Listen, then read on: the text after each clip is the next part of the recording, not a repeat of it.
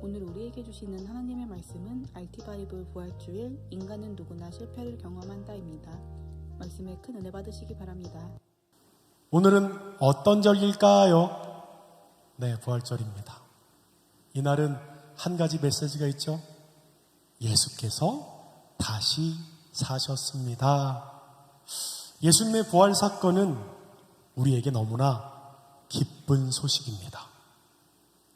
예수님의 부활 사건이 만약 허구라면 기독교는 존재할 수 없습니다. 그렇다면 이 부활 사건이 어느 정도 수위의 기쁜 사건일까요? 제가 한번 고민해 보니까 마치 잘 살고 있는데 30층 되는 아파트가 그냥 무너져 내려버린 거예요.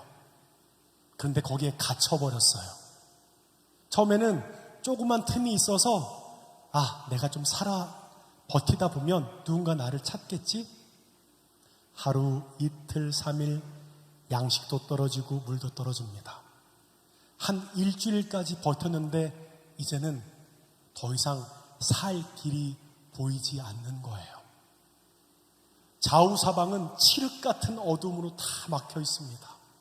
더 이상 살 희망이 없다라고 10여일이 지나는 순간 스스로 체감하게 됩니다.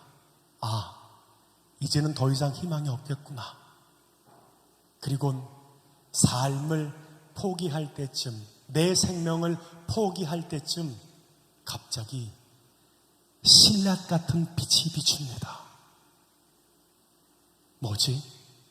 그리고는 그 빛 속에서 한 손이 나와서 나를 그곳에서 구출하는 사건과 같은 것이 부활의 사건이라고 생각합니다.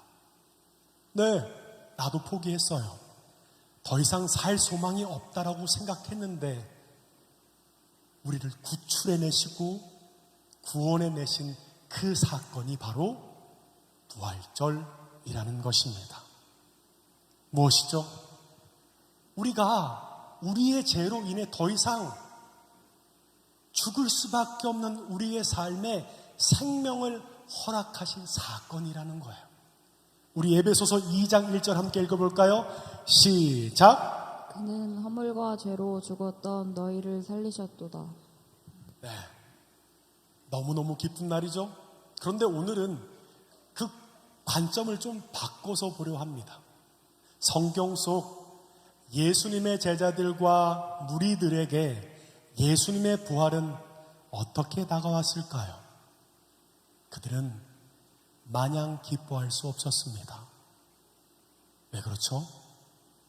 그들은 그 부활의 사건 가운데 배교자였고 실패자임이 이미 드러난 사건이었기 때문입니다. 오늘 말씀은 제자들과 무리들의 관점에서 부활의 사건을 살펴보려 합니다. 여러분, 일본에서는 실패학이라는 학문이 있다고 합니다. 실패학회의 학회장인 아타무라 오타로라는 도쿄대 명예 교수가 계신데 이분이 실패를 지식화하고 학문 영역으로 발전시키는데 앞장서셨다고 합니다.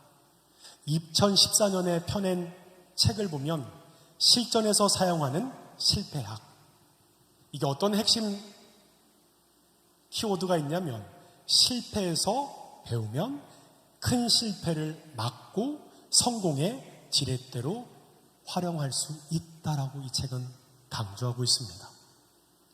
실패가 교훈이 되기 위해서는 실패에 직면해야 한다라는 거예요. 그리고 무엇을 해야 하는지 이 책은 말하고 있습니다. 책의 한 부분을 제가 읽어볼게요. 실패에 직면하면 뭔가 배우는 기회의 시간으로 생각해야 합니다. 누가 책임을 져야 하는지 따지거나 손가락질 하는 것은 생산적이지 않다라는 것이에요. 그런 실패를 다시금 경험하지 않으려면 실패를 통해 어떻게 해야 하는지 찾아야 한다고 이 책은 말하고 있습니다. 왜 그런지 아세요? 성공과 실패는 맞물려 있기 때문입니다.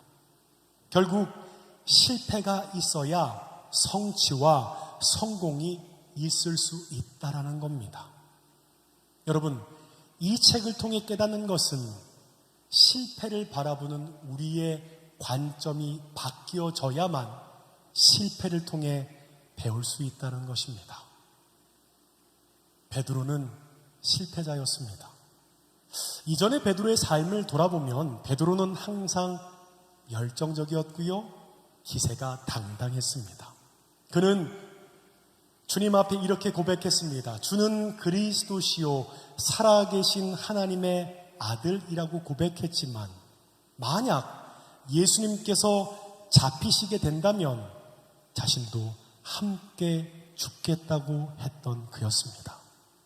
그런데 그가 예수 그리스도의 십자가의 고난 앞에 언제 그랬냐듯 그는 배신합니다.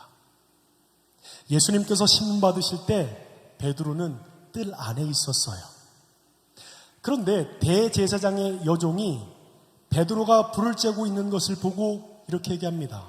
당신도 저 사람의 제자 아니에요? 그러자 베드로는 태어난 척 이렇게 말합니다. 아니요? 라고 말하며 베드로는 앞들로 급히 도망칩니다. 그러자 요종은 베드로를 보고 이제는 주위 사람들에게 이렇게 얘기합니다. 이 사람이 예수님과 함께 다니는 자예요. 그러자 베드로는 더 강한 어조로 얘기합니다. 나는 아니에요. 그러자 잠시 후 곁에 있는 사람이 베드로에게 이렇게 말합니다. 맞아, 이 사람은 예수님과 함께, 아니 예수와 같이 다녔던 그 자야 라고 말합니다. 그러자 베드로는 저주하며 맹세까지 합니다. 하늘에 맹세하지만 나는 저 예수가 누군지 난 몰라.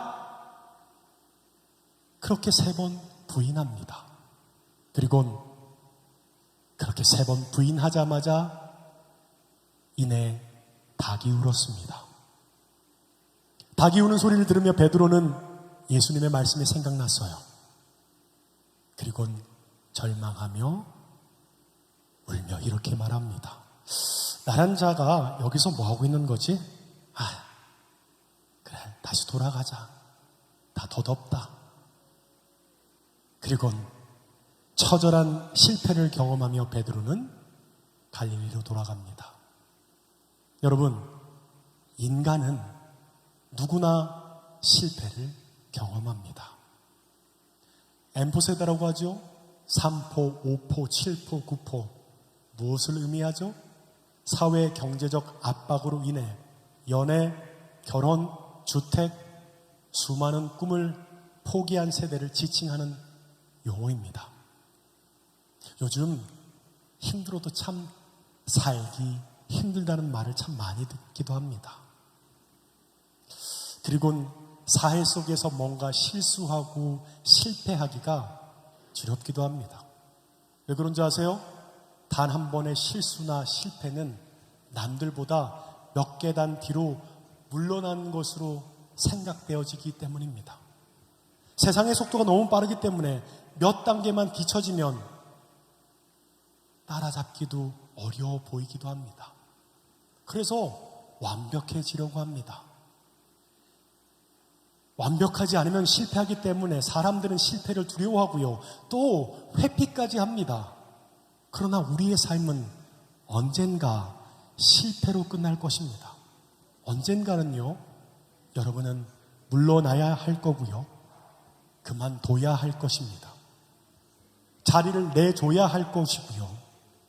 우리의 인생과는 언젠가는 경험할 수밖에 없는 단어, 그것이 실패입니다. 괴테는 실수, 실패는 인간적인 것이라고 말합니다. 우리의 인생에 너무나 자연스러운 부분이고 또 그 과정을 통해 더 발전하기도 합니다. 탕자는 자신의 아버지의 집을 떠난 후 모든 것을 잃어버리게 되었을 때, 자신의 비참한 상태를 바라보았을 때 그는 자신이 아버지의 집을 떠난 것이 잘못이었음을 깨닫게 되었습니다. 비단 탕자만일까요? 하나님의 마음에 합한 다윗도 실패자였습니다. 그는 자신의 실수를 감추기 위해 더 큰 악을 저지르게 됩니다.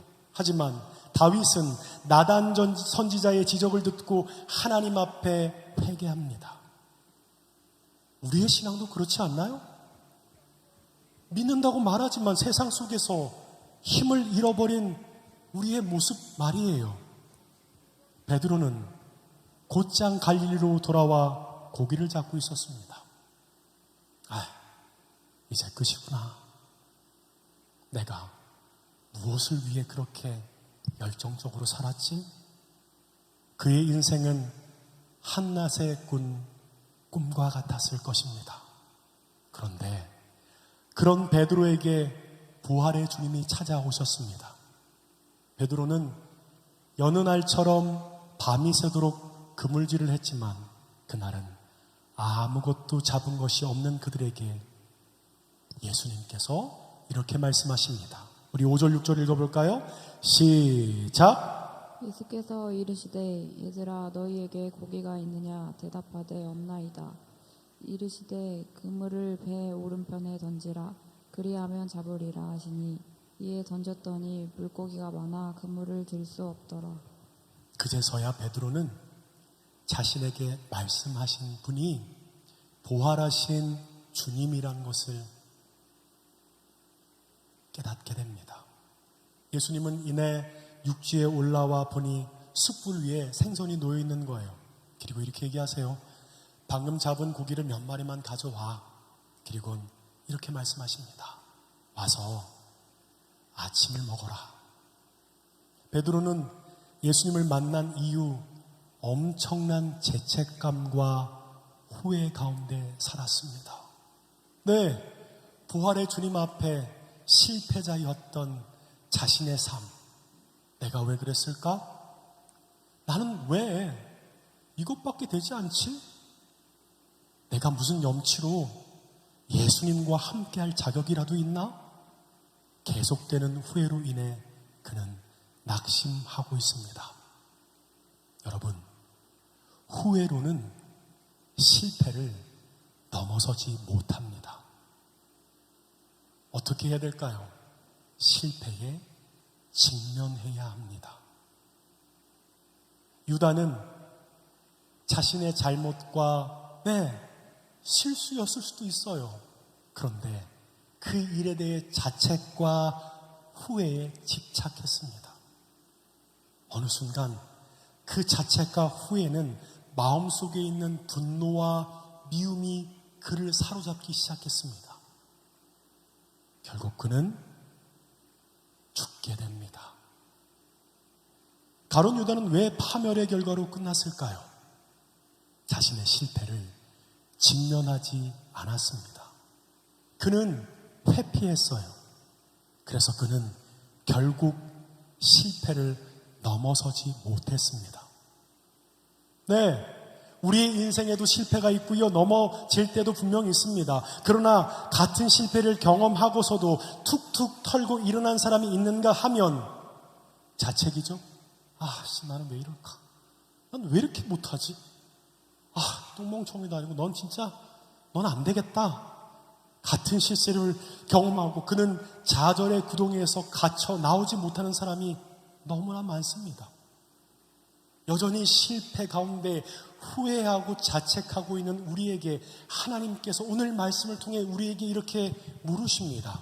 우리 15절 읽어볼까요? 시작. 그들이 조반을 먹은 후에 예수께서 시몬 베드로에게 이르시되 요한의 아들 시몬아 내가 이 사람들보다 나를 더 사랑하느냐 하시니 이르되 주님 그러하나이다. 내가 주님을 사랑하는 줄 주님께서 아시나이다. 이르시되 내 어린 양을 먹이라 하시고. 베드로의 마음이 어땠을까요? 너무 민망해. 염치 없어. 어떻게 어디 숨고 싶은데. 그냥 차라리 나한테 너 왜 그렇게 행동했어? 네가 그렇게 약속했으면 똑바로 살아야 될 거 아니야. 마치 엄마가 큰 죄를 지었는데 사랑한다고 얘기하면 엄마 차라리 때려.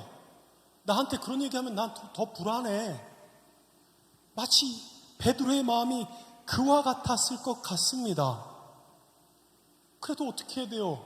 예수님께서 그렇게 물어보시니까 대답은 해야 되잖아요. 네, 주님. 그래요. 내가 주님을 사랑하는 줄 주님께서 아시잖아요. 빨리 시간이 지나갔으면 좋았을 것 같아요. 그러자 예수님께서 두 번째 또 물으세요. 네가 나를 사랑하느냐? 예수님의 물음에 베드로의 마음은 답답했을 것입니다. 아니, 울먹이는 소리였을 거예요.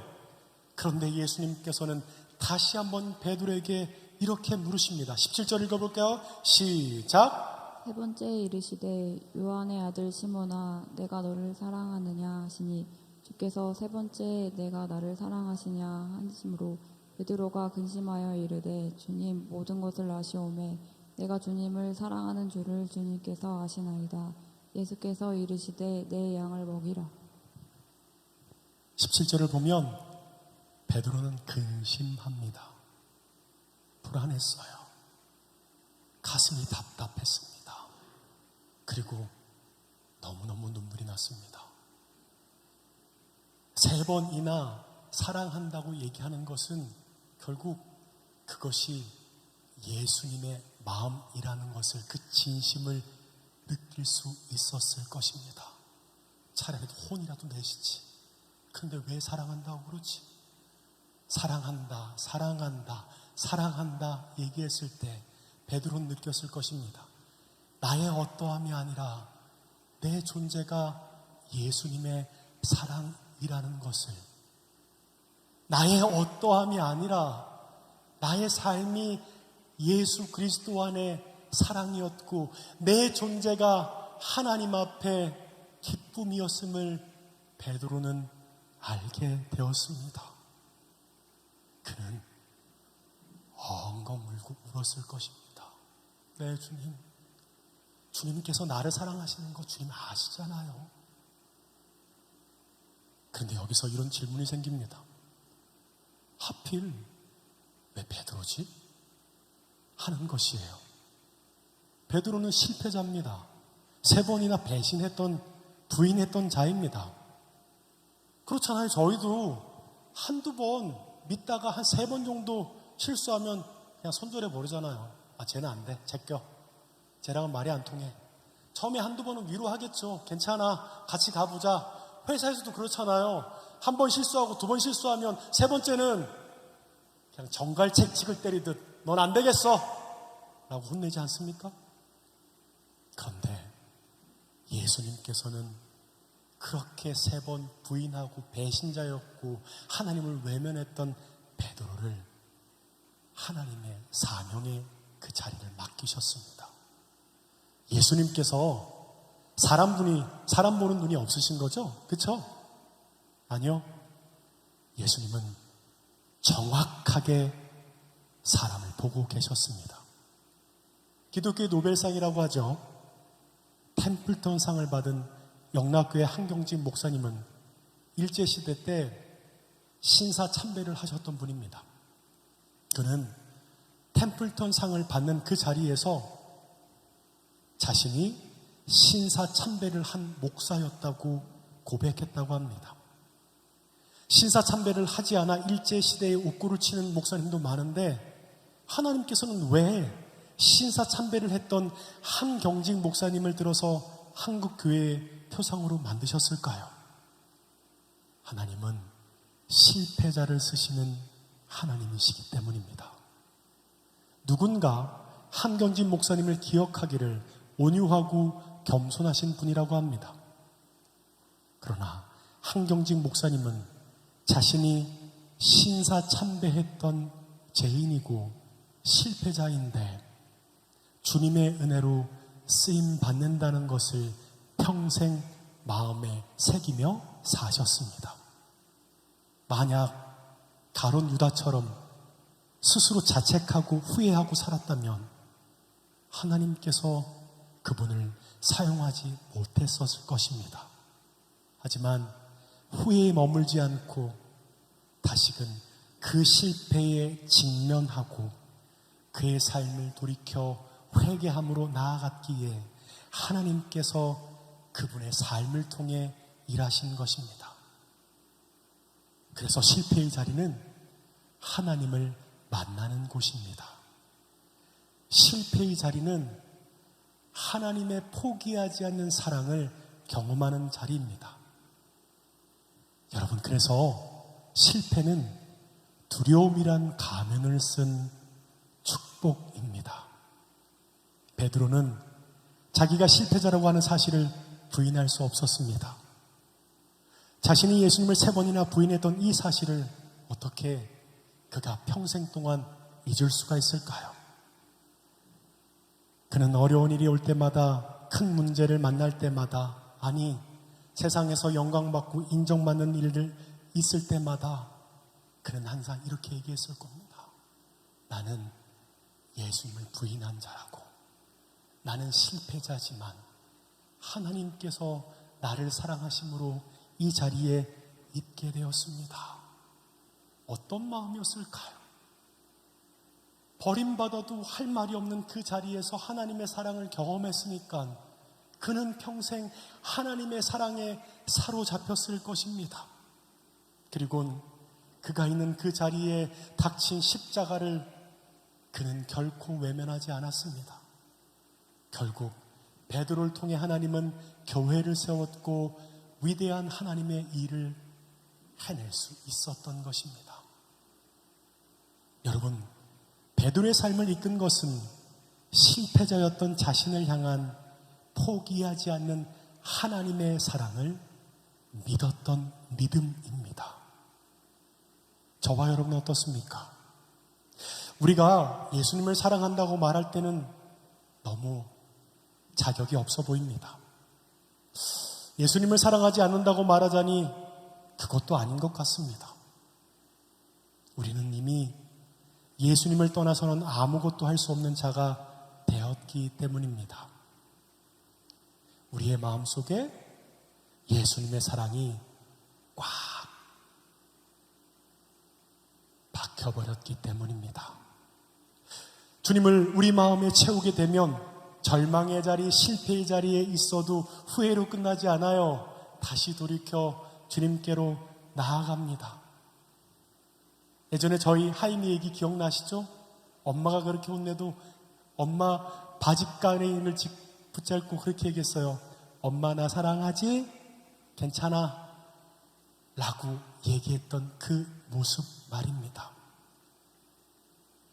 여러분, 정말 믿어야 그와 같이 하나님 앞에 하나님의 바짓가랑이를 붙잡고 주님 앞에 나아갈 수 있게 되는 것입니다. 네, 베드로에게 예수님의 부활 사건은 마치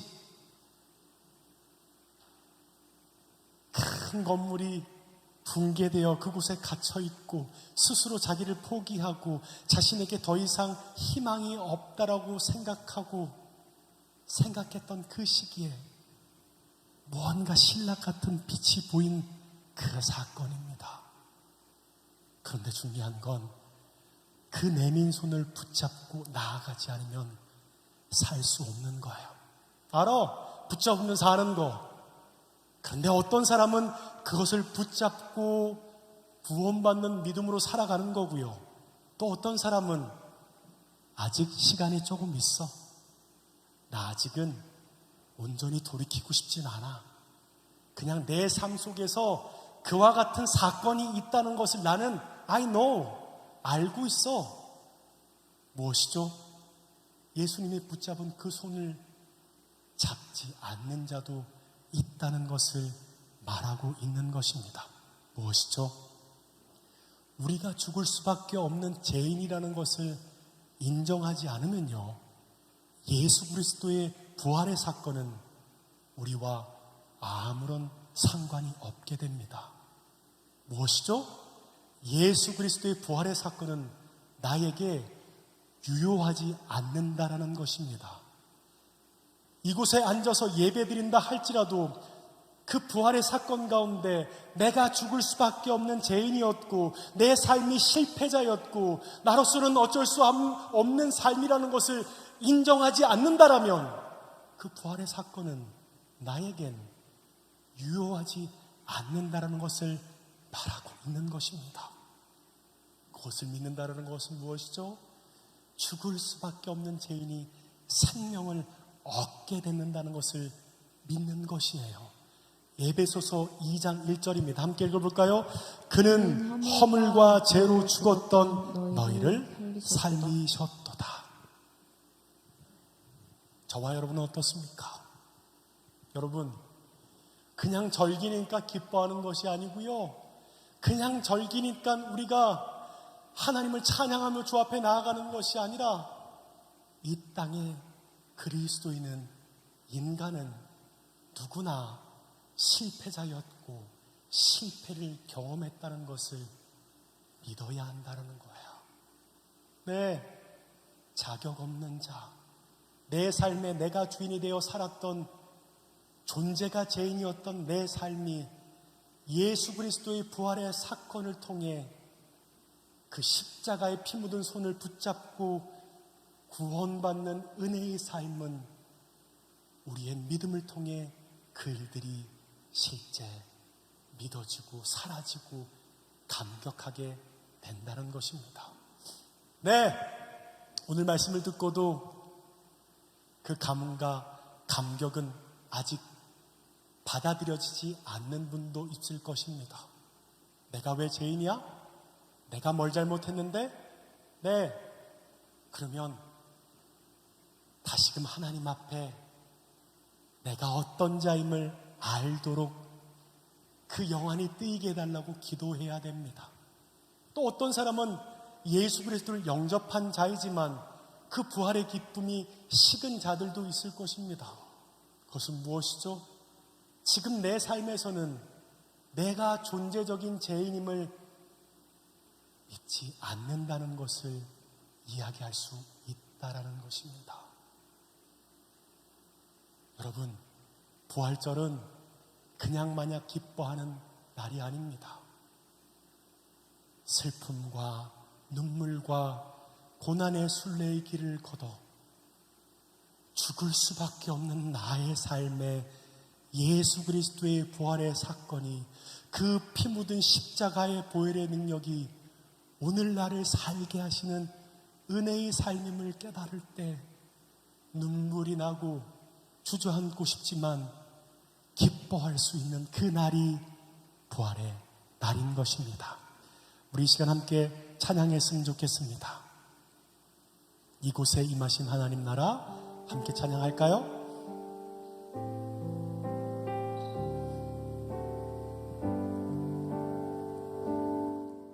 이곳에 임하신 하나님 나라, 가난한 마음으로 바라보리라.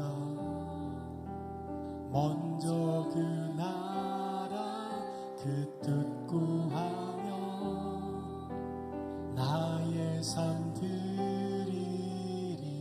주님이 맡기신 하나님 나라, 주님이 맡기신 하나님 나라, 믿음의 눈으로 바라보리라. 하늘의 뜻이 이 땅 가운데 완성될 그날까지 믿음나요 그 위에 서리라. 하나님의 나라는 무너지지 않으리. 믿음나요 그 나라 세워나이라. 주님 곧 오. 우리 다시 한번 찬양합시다. 이곳에 임하신, 이곳에 임하신 하나님 나라, 가난한 마음으로 바라보리라. 먼저 그 나라 그 뜻 구하며 나의 삶 드리리.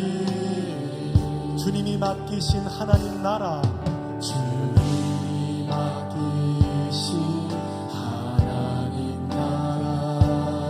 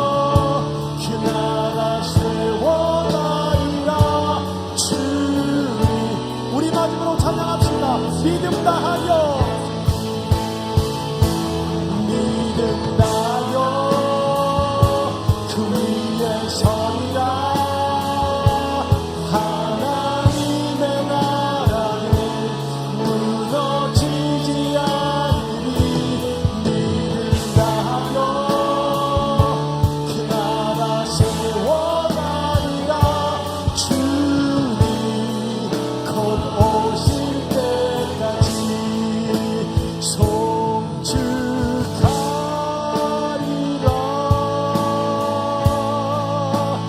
화목해 하신 주 나의 모든 죄 깨끗게 하셨네.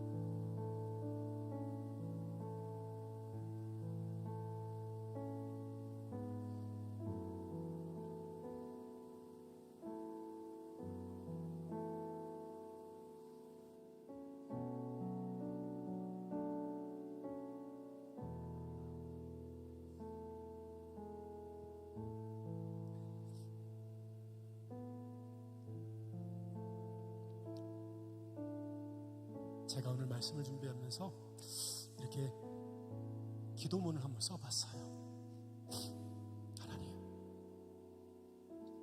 하나님, 저는 죄인입니다.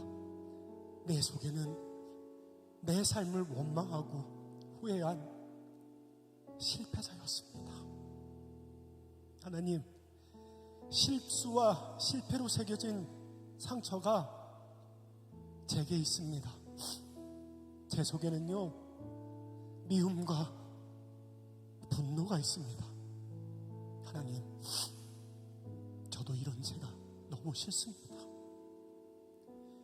그러나 그 실패의 순간에도 저를 사랑하시는 예수 그리스도의 피 묻은 십자가 앞에 직면하게 하여 주시옵소서. 우리 이 시간 함께 통성으로 기도했으면 좋겠습니다. 함께 기도합시다. 하나님 은혜가 필요합니다. 하나님, 우리 가운데 하나님의 은혜가 필요합니다. 하나님,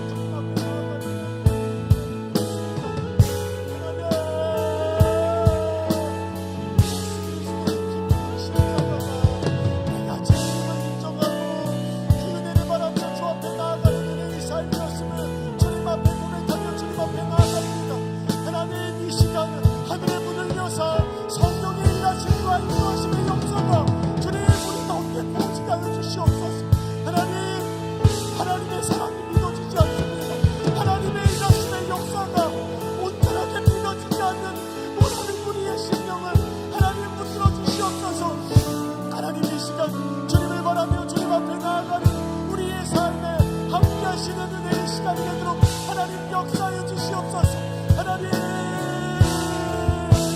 이 시간 약속을 주님을 바라며 주님 앞에 나아갈 때 함께 하시는 은혜가 우리 가운데 충만하게 부어지도록 함께하여 주시옵소서.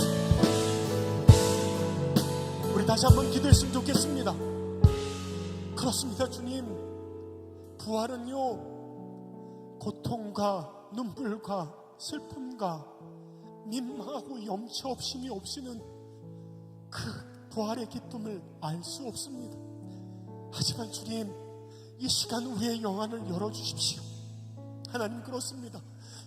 베드로는 일평생 하나님, 나는 실패자였습니다. 하지만 주님, 실패자였던 내 삶을, 그 존재를 사랑하신 하나님의 사랑 때문에 그는 그 이후의 삶은 하나님의 영광을 위해 귀히 쓰임받는 삶이었음을 성경을 통해 우리는 깨닫게 됩니다. 하나님, 오늘 부활주일입니다. 하나님, 내 삶이 실패자였고요, 나도 나를 사랑하지 못하는 내 삶이 우리에게 있음을 고백합니다. 하지만 주님, 오늘 예수 그리스도의 피 묻은 십자가의 그 구원의 손을 붙잡고 주님 앞에 나아갈 때 주님만 바라보고 주님만 의지하며 하나님만을 섬기며 사는 삶을 살도록 우리가 결단합니다. 이 시간 주의 영에 주고 기도할까요? 주여!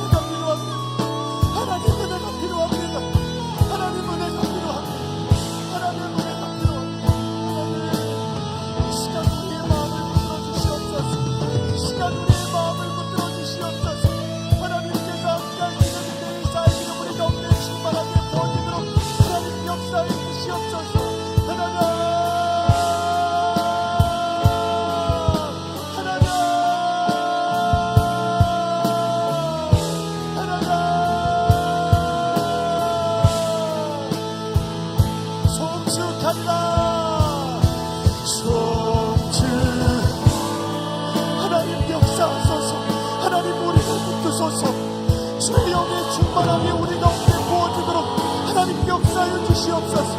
하나님, 주님의 은혜가 없이는 단 한순간도 살 수 없는 삶을 주님 앞에 고백하며 나아갑니다.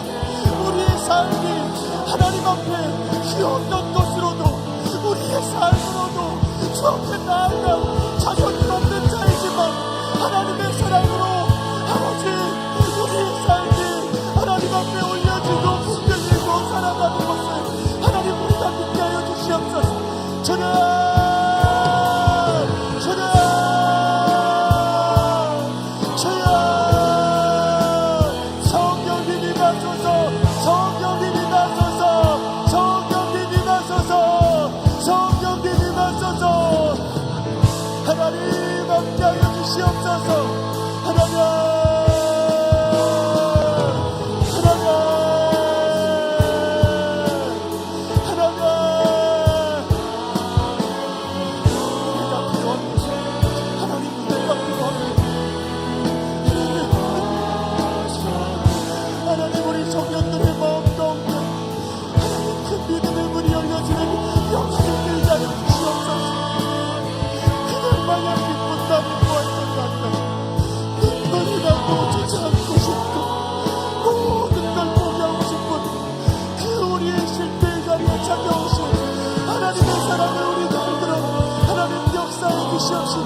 함께하여 주시옵소서.